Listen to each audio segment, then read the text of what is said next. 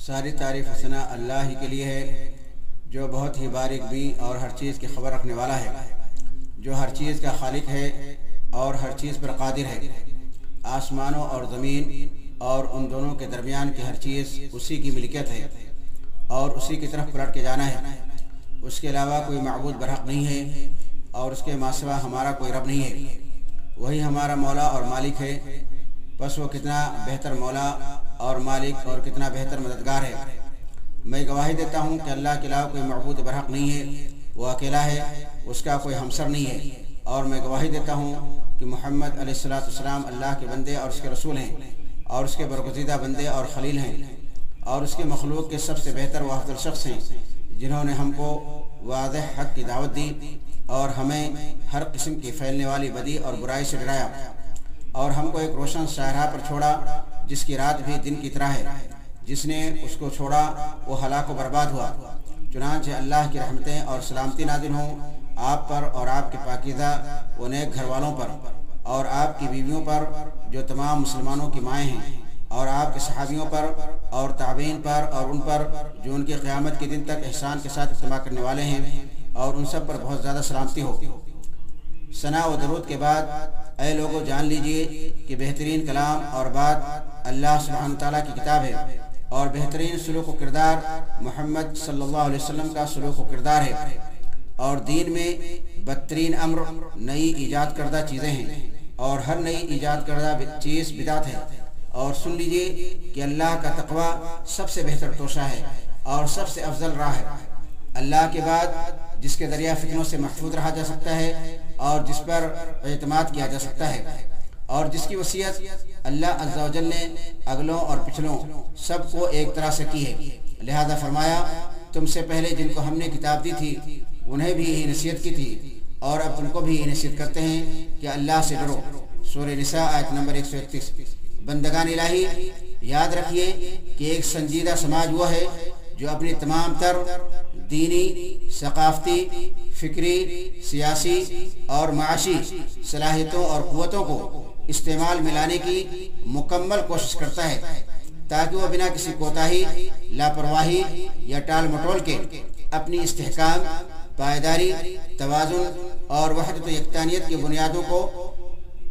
کی حفاظت کر سکے، جس کو اندرونی اور بیرونی امن سے بھی تعبیر کیا جا سکتا ہے۔ اور جب تک یہ چیز کسی ملک و سماج کے ان اولین ترجیحات اور ضوابط میں سے نہ ہو جو خرید و فروخت، بحث و مناقشہ اور جدال و تکرار سے بالاتر ہوتی ہیں، ورنہ پھر ایسی بدنظمی پیدا ہوگی جس سے کوئی چارہ نہیں ہوگا، اور ایسی لاپرواہی ظاہر ہوگی جس کے بعد اہتمام اور اہمیت کا کوئی سوال نہیں اٹھتا ہے، اور ایسے غفلت نمایاں ہوگی جس کے بعد بیداری و شعور کا کوئی سوال نہیں پیدا ہوتا ہے۔ یہاں تک کہ ایسا سماج کسی ایسے خارجی دشمن کا نوالا بن جائے گا جو باہر سے اس کی گردش زمانہ کا انتظار کر رہا ہے، یا کسی اندرونی دشمن کے بھیٹ چڑھ جائے گا جو اندر ہی اندر سے اس کے جسم میں سوراخ کر رہا ہے، اور جو بحرانوں سے اپنی غذا و خوراک حاصل کرتے ہیں۔ لہذا وہ جونک ہیں جو خون چوسنے کے عاشق ہوتے ہیں۔ اسی وجہ سے ایک باشعور سماج وہ ہے جو اندرونی اور بیرونی دشمن کے درمیان فرق نہیں کرتا ہے، اور دونوں قسم کے دشمنوں سے اپنی حفاظت کرنا حکومت اور قوم دونوں اپنا سب سے بڑا واجب شمار کرتے ہیں، کیونکہ دین کی حفاظت ایک ضرورت ہے جس سے اختلاف صرف ایک حسد کرنے والا یا نفرت کرنے والا شخص ہی کر سکتا ہے، اور یقیناً کسی بھی سماج کا جنگوں اور لڑائیوں سے محفوظ رہنا ایک نعمت ہے جس پر اللہ کا شکر بجا لانا واجب ہے، کیونکہ یہ مشفق و مہربان اللہ سبحانہ تعالیٰ کا احسان ہے۔ جیسا کہ اس نے فرمایا چونکہ قریش مانوس ہوئے، یعنی جاڑے اور گرمی کے سفروں سے مانوس ہوئے، لہذا ان کو چاہیے کہ اس کے گھر کے رب کی بات کریں جس نے انہیں بھوک سے کھانا کھلایا اور خوف سے امن عطا کیا۔ سورہ قریش۔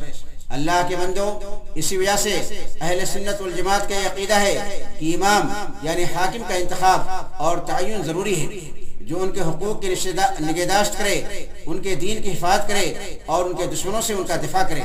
اور ہم سب جانتے ہیں کہ اللہ تعالیٰ نے امت اسلامیہ کو یہ قدیم گھر عطا کر کے اس پر بہت بڑا انعام و اکرام کیا ہے،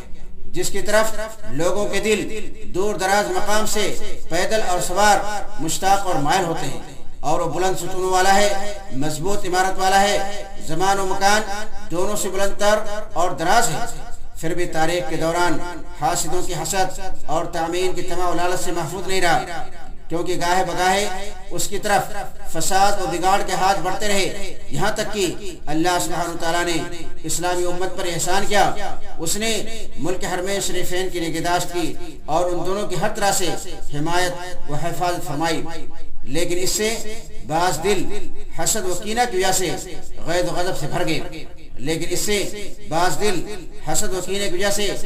غضب سے بھر گئے اور کچھ نفوس شر و برائی کے ساتھ غصہ سے بھڑک اٹھے،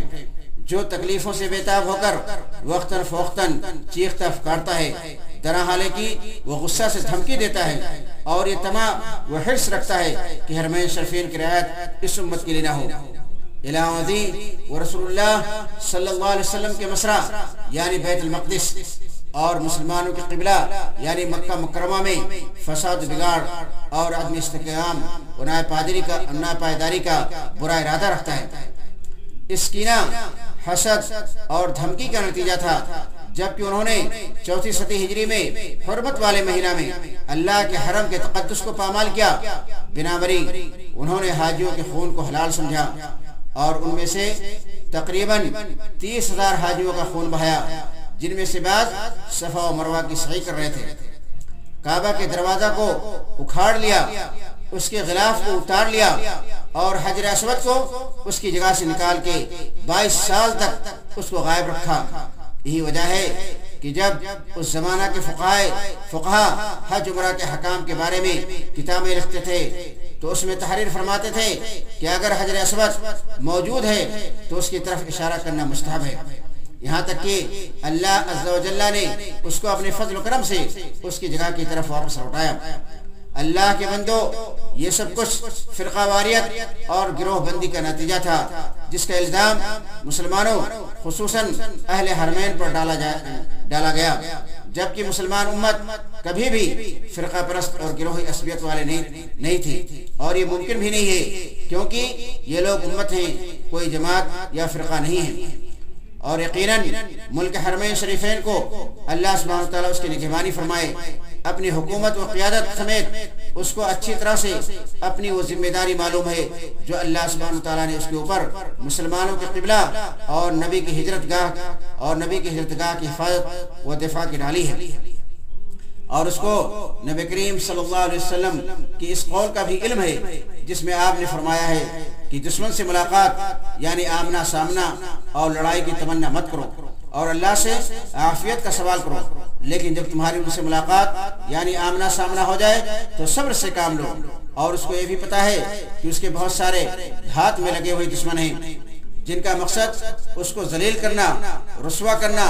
تشویش میں ڈالنا، فتنہ پیدا کرنا اور اختلاف کے بیج بنا ہے، اور جو اس کے امن کے خلاف بہت بڑے مکر و سازش کا جال بنتے ہیں، جس میں بڑا حصہ فرقہ واریت اور گروہی عصبیت کا ہے، اور اس کا تعاون و مدد کچھ دوسری قوموں نے بھی کیا ہے جن کو وہم ہے کہ ہمارا ملک مشقت و پریشانی جھیلنے و اٹھانے کے قابل نہیں ہے، یہاں تک کہ انہوں نے لوگوں کو ایک بہت ہی تاریک بھیانک مصیبت سے خوف میں مبتلا کر رکھا ہے، جس سے ان کا مقصد اس کے عقیدہ ثابت اور تسلیم شدہ چیزوں اور مقدسات کو نشانہ بنانا ہے۔ لہذا اللہ سبحانہ وتعالیٰ کی توفیق سے فیصلہ کن طوفان چل پڑا جو ایک حلیم و بردبار کے غصہ اور ایک حکیم و دانشمند کے صبر کو ظاہر اور اجاگر کرتا ہے، اور جس پر ایک عربی شاعر کا شعر صادق آتا ہے کہ بھاری بھرکم جسم والے، تیرا کیا خیال ہے کہ ہم لوگ لڑائی و جنگ نہیں جانتے ہیں جبکہ ہم لوگ میدان جنگ کے شیر ہیں، تو ہلاک و برباد ہو۔ اگر ہم جنگ والے نہیں ہیں تو پھر کون جنگ والا ہے، اور کس کو صبح شام اس کی مٹی لگتی ہے؟ کیا تو ہمیں جنگ کی دھمکی دیتا ہے، یہاں تک کہ گویا ہم نے اس کے ذریعہ اپنے دل کو نہیں باندھا ہے؟ بے شک ایک واجب جنگ و لڑائی ہے جو ایک زندہ ضمیر کا تقاضا ہے، اور ہمارے شہسوار زمین یمن کے مقام و مرتبہ سے بخوبی واقف ہیں، جو کہ ایمان اور حکمت کی زمین ہے، اور وہاں کے باشندوں کو ہر چیز کو تباہ برباد کر دینے والی مکروہ و ناپسندیدہ فرقہ واریت کے نتیجہ میں ظلم، سرکشی اور بغاوت کا سامنا ہے، چنانچہ اللہ یمن والوں کو امن و امان سے محروم نہ کرے اور ان سے اور ان کے گھروں سے ان سخت مصیبتوں، پریشانیوں اور تکلیفوں کو دور کر دے جو دلوں کو زخمی کرنے والی اور آنکھوں کو رلانے والی ہیں، جن کے لوگ ابھی تک نبی کریم صلی اللہ علیہ وسلم کا یہ فرمان سنتے آ رہے ہیں کہ حکمت ایمانی ہے۔ اے اللہ تو اہل یمن کے حالات کی اصلاح کر دے، انہیں سدھار دے۔ اے ساری کائنات کے پروردگار، ان کے کلمہ کو حق پر جمع کر دے، یعنی ان میں اتفاق و اتحاد پیدا کر دے، اور ملک حرمین اور تمام مسلمانوں کی ہرگات میں لگے ہوئے بغض و کینہ اور مکر والے دشمن سے تو ان سب کی حفاظت فرما۔ انشاءاللہ فیصلہ کن طوفان یہ فیصلہ کن ثابت ہوگا اور ان کو شکست ہوگی جو کہ اسلام اور مسلمانوں کے دشمن ہیں اور ان کے خلاف مکر و سازش میں مشغول ہیں۔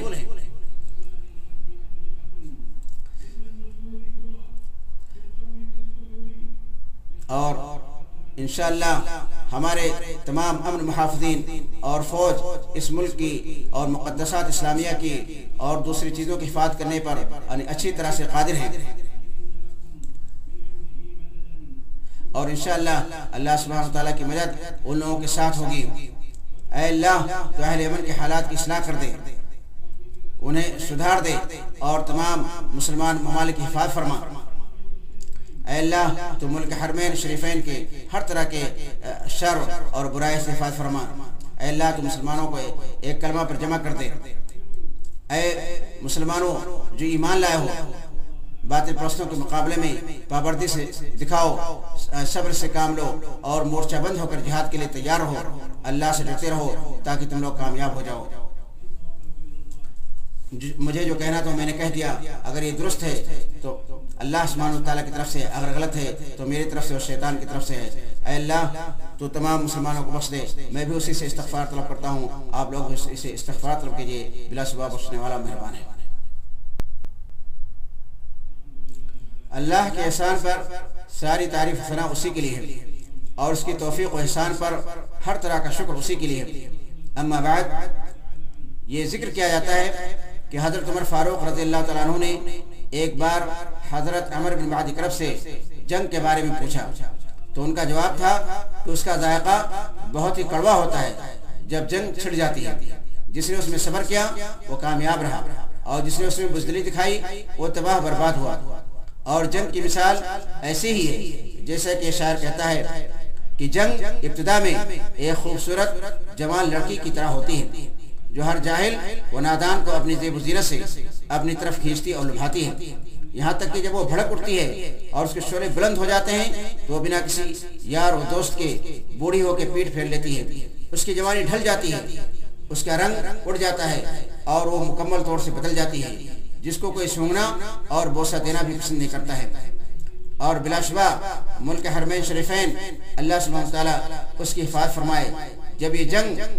کر رہا ہے تو مجبوری کی وجہ سے ایسا کرنے پر مجبور ہے، کیونکہ بیوقوفوں نے اس کے سامنے اور کوئی راستہ نہیں چھوڑا، اور غداری و مکاری نے اس کے سامنے اور کوئی تیر باقی نہیں رکھا۔ چنانچہ اس کے اوپر شاعر کا شعر بالکل صادق آتا ہے کہ وہ جنگ کا بھائی ہے، اگر جنگ اس کو دانتوں تلے دباتا ہے تو وہ جنگ کو اپنے دانتوں تلے دبا لیتا ہے، اور اگر جنگ اس کے لیے کسی دن آمادہ ہوتی اور ارادہ کرتی ہے تو وہ بھی جنگ کا ارادہ کر لیتا ہے۔ لیکن اے اللہ کے بندو، ہمارے لیے جاننا از حد ضروری ہے کہ جس طرح مال و دولت کے چور ہوتے ہیں اسی طرح جنگوں کے بھی چور ہوتے ہیں۔ ہاں، یہ ایسے چور ہیں جو مال و دولت کے بجائے امن و امان، اتفاق وحدت اور فتح و کامرانی کی چوری کرتے ہیں۔ وہ امت کے لیے خیر و بھلائی بالکل نہیں چاہتے ہیں، ان میں سر فہرست افواہ پھیلانے والے اور ساتھ نہ دینے والے ہیں۔ بنابراً معلوم ہے کچھ لوگ ایسے بھی ہیں جو فیصلہ کن طوفان کی کامیابی بالکل نہیں چاہتے ہیں، اور اس کی وجہ یا تو ان کا حسد ہے اس توفیق اور کامیابی کی وجہ سے جو اللہ سبحانہ تعالیٰ نے فیصلہ کن طوفان والوں کو عطا کیا،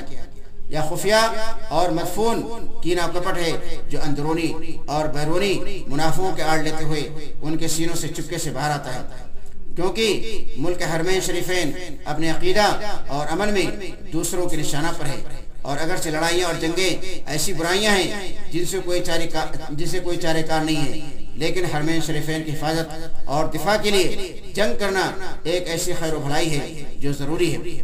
اور جب سامنے صرف نیزے ہی گڑے ہوں تو ایک مجبور لاچار کے سامنے اس پر سوار ہونے کے علاوہ اور کوئی ہلا نہیں رہ جاتا ہے۔ اور ہم اللہ سبحانہ تعالیٰ سے سوال کرتے ہیں کہ تمام مسلمانوں کو توفیق دے کہ وہ کلمہ پر جمع ہو جائیں اور آپسی اختلافات کو بھلا دیں، اس کو دور کر دیں، جیسا کہ اللہ سبحانہ تعالیٰ نے فرمایا ہے کہ اگر تم لوگ اللہ کی مدد کرو گے تو تمہاری مدد کرے گا۔ اور اب آخر میں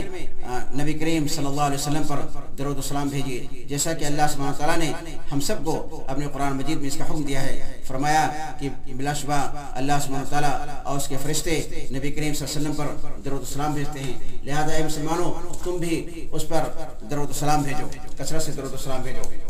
اے اللہ تو نبی کریم صلی اللہ علیہ وسلم پر اپنی رحمت و سلامتی نازل فرما۔ اے اللہ تو تمام اصحاب نبی اور خلفائے راشدین اور